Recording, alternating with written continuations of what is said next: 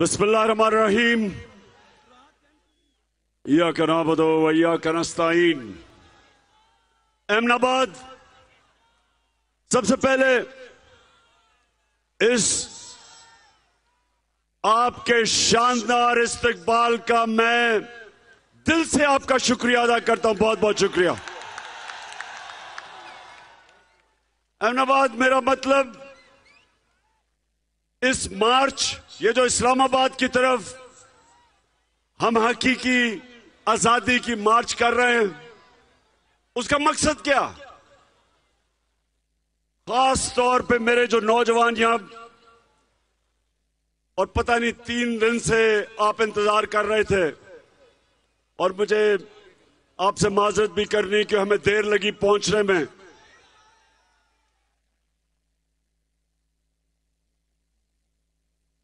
रास्ते में लोगों की मोहब्बत ही इतनी थी, लोगों ने प्यार ही इतना दिखाया कि हमारा रास्ता बड़ा आहिस्ता आहिस्ता पहुंचे आपके पास। लेकिन देखें, ये कोई सियासत नहीं है, ये जहाद है।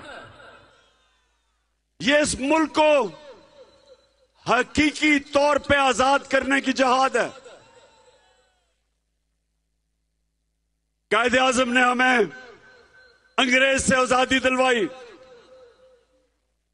और जिस तरह कायदे आजम ने, इसके बावजूद कि उनको पता था कि वो ज्यादा देर जिंदा नहीं रहेंगे, कैंसर थी उनको, लेकिन उन्होंने इस तरह की जद्दोजहद की कि आज हम, और जब तक पाकिस्तान रहेगा, हम कायदे आजम का शुक्रिया अदा करेंगे कि उन्होंने हमें आजादी दिलवाई। लेकिन अहमदाबाद, हम अभी तक आजाद नहीं हैं। मेरा मकसद इस्लामाबाद पहुंचने का और आप सबको अपने साथ ले जाने का एक मकसद है कि मेरी कौम हकीकी तौर पे आजाद हो। और आजाद कैसे होगी? जब मेरी कौम को इंसाफ मिलेगा, जब ताकतवर और कमजोर के लिए एक कानून बनेगा, जब छोटा चोर, गरीब आदमी जेल में जाए और बड़ा डाकू एनआरओ लेके वजीर आजम बन जाए।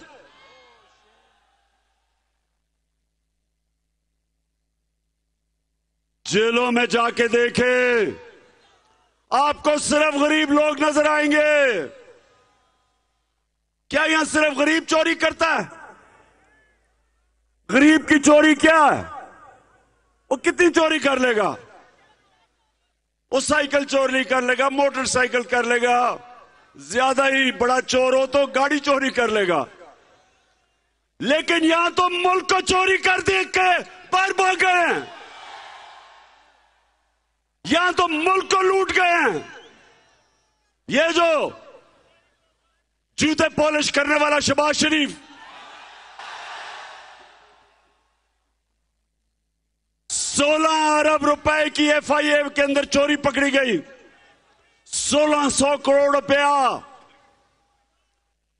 और 8 अरब रुपए, 800 करोड़ रुपए की चोरी नैब में पकड़ी गई इसकी टीटी केस में। तो 24 अरब रुपए का जो डाकू है, उसकी सहूलत, उसकी ताकतवर हलकों ने मदद की, उसको नई सजा देने दी, उसके केसेस को स्लो डाउन किया, जजेस के ऊपर प्रेशर डाला, और जिसको आज जेल में होना चाहिए था और इस कौम का चोरी किया हुआ पैसा वापस होना चाहिए था, उसको आज वजीर आजम बना दिया।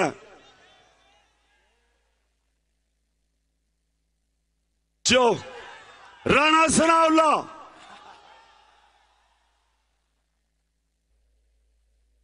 अठारह कत्ल इसने आबिद शेर अली का बाप जो नून लीग में, उसने कहा 18 कत्ल किए हैं इसने। लोग कहते हैं उससे भी ज्यादा इसने कत्ल किए हैं, जमीनों पे कब्जे किए हैं। सबसे बड़ा जुराइम पेशा आदमी, उसको इंटीरियर मिनिस्टर बना दिया। मॉडल टाउन में दिन दिहाड़े 14 लोगों का कत्ल किया इसने। ये वो जाके इंटीरियर मिनिस्टर बन गया। और जिसको फाइनेंस मिनिस्टर बनाया, जो फाइनेंस मिनिस्टर है इसहाक डार, इसने मैजिस्ट्रेट के सामने एक स्टेटमेंट दी है कि मैं शरीफ खानदान के लिए पैसा चोरी करके मुल्क से बाहर भेजता था, मनी लॉन्ड्रिंग करता था। खुद इसने लिख के दिया है। और वो जो भगौड़ा नवाज शरीफ सजा याफ्ता है, उसको अदालतों ने 2 साल की तफ्तीश के बाद सजा दी। और ये नवाज शरीफ जो जेआईटी बनी थी, जिसने तफ्तीश करके इसको सजा दिलवाई, और 4 लंदन के सबसे महंगे इलाके के अंदर जो फ्लैट थे, जो मरियम के नाम पे थे। अफसोस इस मुल्क की बदकिस्मती कि उसने, जज ने बरी कर दिया कि जी उसे कहता साबित करो उनके फ्लैट हैं। साबित क्या करते? नवाज शरीफ ने खुद असेंबली में कहा कि ये हमारे हैं।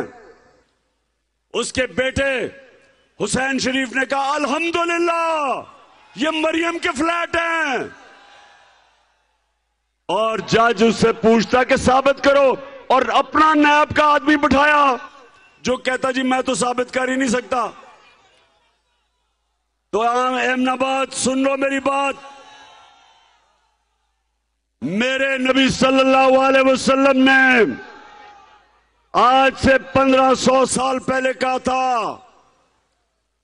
कि वो कौमें तबाह हो जाती हैं, वो कौमें तबाह हो जाती हैं जिधर सिर्फ छोटे चोर को जेल में डाला जाता है और बड़े डाकू को उस मुल्क का इंसाफ का निजाम नहीं पकड़ सकता। 1500 साल पहले मेरे अजीम लीडर ने तब कह दिया था, वो कौम बचती नहीं है तबाही से। हजरत अली रजी अल्लाह ताला ने क्या कहा था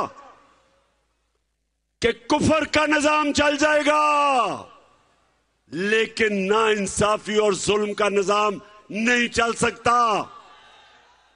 मेरे पाकिस्तानियों सुन लो, ये जो निजाम हमारे पे मुसल्लत किया है,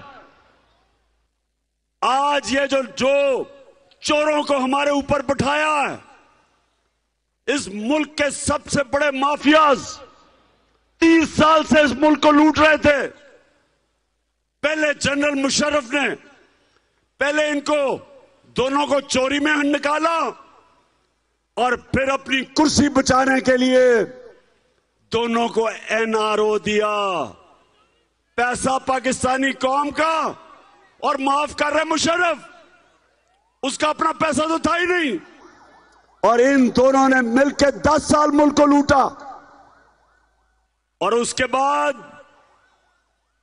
बंद कमरों में फैसला हुआ, थोड़े से लोगों ने इस मुल्क के मुस्तकबिल का बेड़ा गर्क किया। बंद कमरों में फैसला करके फिर इन चोरों को पर मुसल्लत कर दिया हमारे। और आज हमारी माशत देखो, इन्होंने आके जो हमारी इंडस्ट्री तेजी से बढ़ रही थी, नौजवानों को नौकरियां मिल रही थी, वर्ल्ड बैंक कहता है कि सारे बर्रे सगीर में पाकिस्तान में सबसे ज्यादा रोजगार दिया जा रहा था। हमारी माशत 2 सालों में 17 साल के बाद सबसे तेजी से आगे बढ़ रही थी। कोरोना के बावजूद हमारे किसानों के पास कभी इतना पैसा ही नहीं आया जो हमारे आखिरी 2 सालों में आया। फसलों की कीमत मिली, उन्होंने अपनी जमीन पे लगाई, 4 हमारी फसलों की रिकॉर्ड पैदावार हुई, मुल्क खुशहाली की तरफ जा रहा था, सबसे ज्यादा टैक्स इकट्ठा किया, रिकॉर्ड एक्सपोर्ट्स की। इस मुल्क में बैरून मुल्क पाकिस्तानियों ने सबसे ज्यादा पैसा $31 अरब भेजा, तो मुल्क तो ऊपर जा रहा था। बैरूनी साजिश हुई उनके साथ, और बैरूनी साजिश याद रखो कभी कामयाब नहीं होती जब तक अंदर सहूलतकार ना हो, जब तक अंदर मीर जाफर और मीर सादिक ना हो, कोई साजिश कामयाब नहीं होती। बंद कमरे में फैसले किए गए, मुल्क के मुस्तकबिल से खेला गया, चोरों को ऊपर मुसल्लत किया गया, और जब देख रहे हैं कि अवाम रिजेक्ट कर रही है इन चोरों को। 35 इलेक्शन हुए, 37 इलेक्शन हुए पिछले 6 महीने में, 37 बाय इलेक्शन हुए हैं जब से हमारी हुकूमत को हटाया है। 29 तहरीक इंसाफ ने जीते हैं।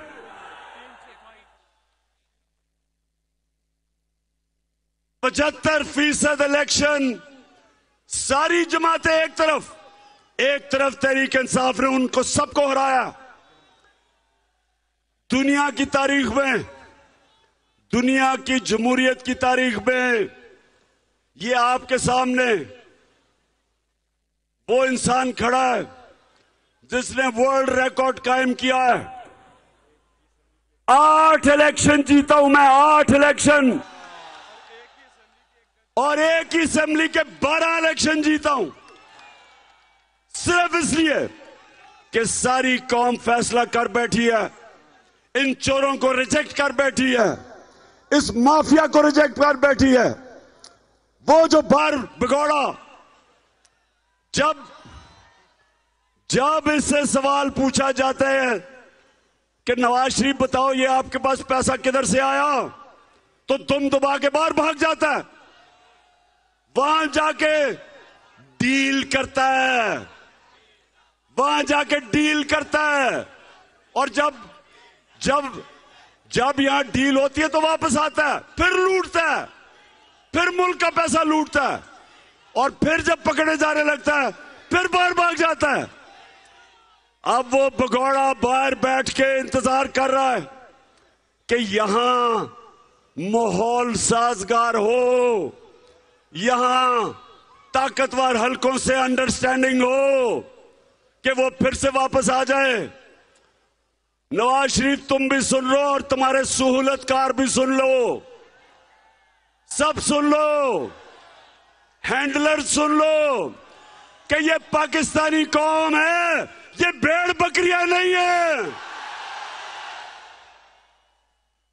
ये गाय भैंसे नहीं है कि जब तुम्हारी बात ना माने, जिस तरह गाय भैंसों को डंडे मार के इधर लपीट कर दो और जब चाहे तो उनको इधर भी कर दो डंडे मार के। ये पाकिस्तान की कौम है, ये उम्मत है, ये दुनिया के सबसे अजीम लीडर नबी सल्लल्लाहु अलैहि वसल्लम की उम्मत है। ये ला इलाहा इल्लल्लाह में मानने वाले लोग हैं। इनको अगर आप ये जो जबरदस्ती कोशिश करेंगे कि इन चोरों की हम हिमायत करें या इनकी क़ियादत को कबूल कर दें, मैं आज आपको कह रहा हूं कि कौम आपके खिलाफ हो जाएगी। कौम किसी के साथ, जो इनके साथ होगा, कौम उनके खिलाफ होगी। इदारों की इज्जत तब होती है जब कौम इदारों की इज्जत करती है। इदारे अपनी इज्जत कैसे करवाते हैं? अपने फैसलों से। जज अपनी इज्जत कैसे करवाता है? अपने फैसलों से। जस्टिस कॉर्लिनियस को आज भी दुनिया जानती है कि वो एक ऐसा जज था जो इंसाफ कायम करता था। कानून की बालादस्ती, उनकी इज्जत करते हैं लोग। अपने इदारे, उनकी मजबूती तब होती है जब कौम उनके पीछे खड़ी हो। और अगर वो इदारों का ख्याल है कि वो चोरों के साथ खड़े हो और ये समझे कि ये भेड़ बकरियां भी उनके पीछे लग जाएंगी, भेड़ बकरियां तो लग जाएंगी, पाकिस्तानी कौम नहीं लगेगी। हम इंशाअल्लाह इस्लामाबाद आ रहे हैं। मैं सारे पाकिस्तान से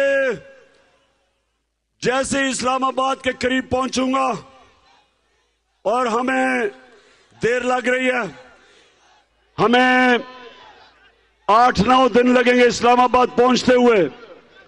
सारे पाकिस्तान को मैं आज दावत दे रहा हूं, गिलगित बल्तिस्तान से काफिले निकलेंगे, बलूचिस्तान से काफिले निकलेंगे, सिंध से काफिले निकलेंगे, सारे पाकिस्तान से काफिले निकलेंगे इस्लामाबाद की तरफ।